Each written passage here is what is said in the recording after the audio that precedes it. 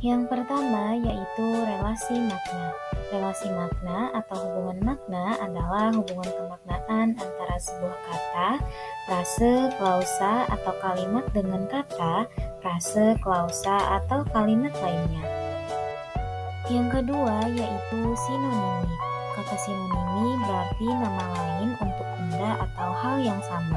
Secara semantik mendefinisikan sebagai ungkapan yang maknanya kurang lebih sama dengan makna ungkapan lain.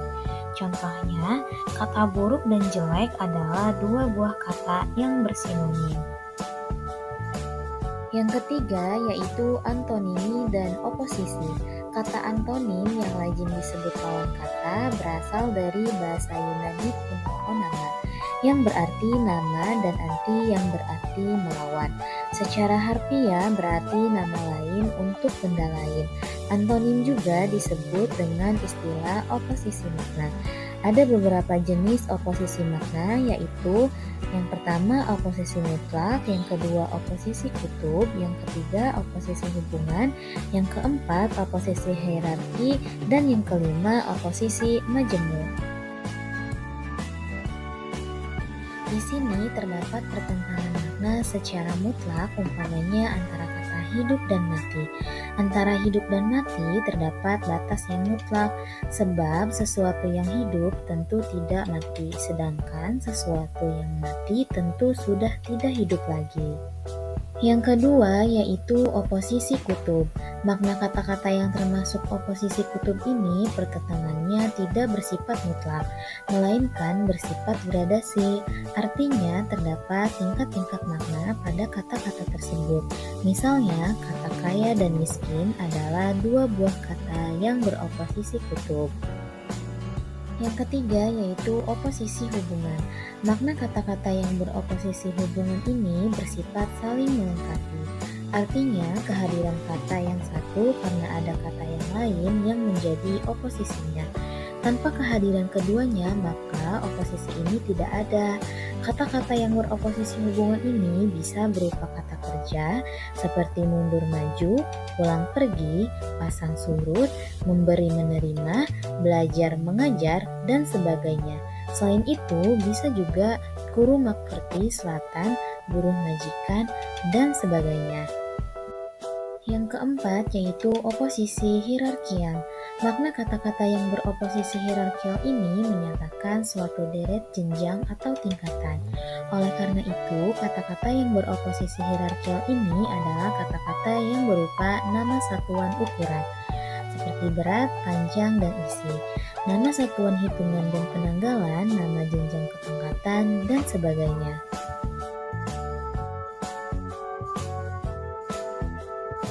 Adalah oposisi di antara dua buah kata seperti mati hidup, menjual membeli, jauh dekat, dan prajurit usir. Namun dalam perbendaharaan kata Indonesia ada kata-kata yang beroposisi terhadap lebih dari sebuah kata. Misalnya kata berdiri bisa beroposisi dengan kata duduk, dengan kata berbaring, dengan kata berjongkok. Keadaan seperti ini lazim disebut dengan istilah oposisi majemuk. Artinya nama, dan hobi artinya sama. Homonim berarti kata yang sama lafal dan ejaannya tetapi berbeda maknanya. Contoh dari kata bulan, yang pertama penyebutan periode dalam kalender, yang kedua satelit alam yang mengorbit pada bumi.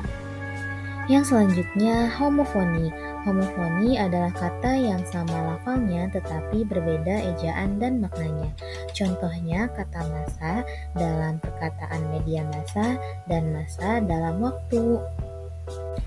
Yang selanjutnya yaitu homografi. Homografi adalah kata yang sama ejaannya tetapi lafal dan maknanya berbeda. Contohnya apel pada buah apel dan apel pagi pada upacara. Yang selanjutnya yaitu hiponimi. Kata hiponim berasal dari bahasa Yunani kuno onama yang berarti nama dan hipo yang berarti di bawah. Dalam kamus linguistik hiponim berarti hubungan antara makna spesifik dan makna generik atau antara anggota taksonomi, misalnya anjing, kucing, dan kambing merupakan hiponim dari hewan. Secara semantis, hiponim dapat didefinisikan sebagai ungkapan kata, frasa, atau kalimat yang maknanya dianggap merupakan bagian dari makna ungkapan lain. Yang selanjutnya yaitu hipernimi, kata yang mempunyai kata luas dan meliputi beberapa kata khusus. Contohnya, kata pakaian memiliki hubungan dengan kata baju, celana, dan kaos. Yang selanjutnya yaitu polisemi. Polisemi lazim diartikan sebagai satuan bahasa, terutama kata, bisa juga frase, yang memiliki makna lebih dari satu. Contohnya, kata mata, yaitu bisa menjadi mata rantai, mata kaki, dan mata pencaharian. Yang selanjutnya yaitu ambiguitas. Ambiguitas atau ketaksaan sering diartikan sebagai kata yang bermakna ganda atau mendua arti. Contohnya, Laras memberitahu kepada Dimas kemarin sore. Frasa memberitahu dapat memiliki makna ganda. Laras bisa memberi makanan tahu kepada Dimas atau Laras memberikan informasi kepada Dimas. Yang terakhir yaitu redundansi. Redundansi sering diartikan sebagai berlebih-lebihan pemakaian unsur segmental dalam suatu bentuk ujaran. Contohnya, hujan itu berhasil membuatku sedih karena hujan tersebut berhasil membocorkan genteng seperti hujan sebelumnya.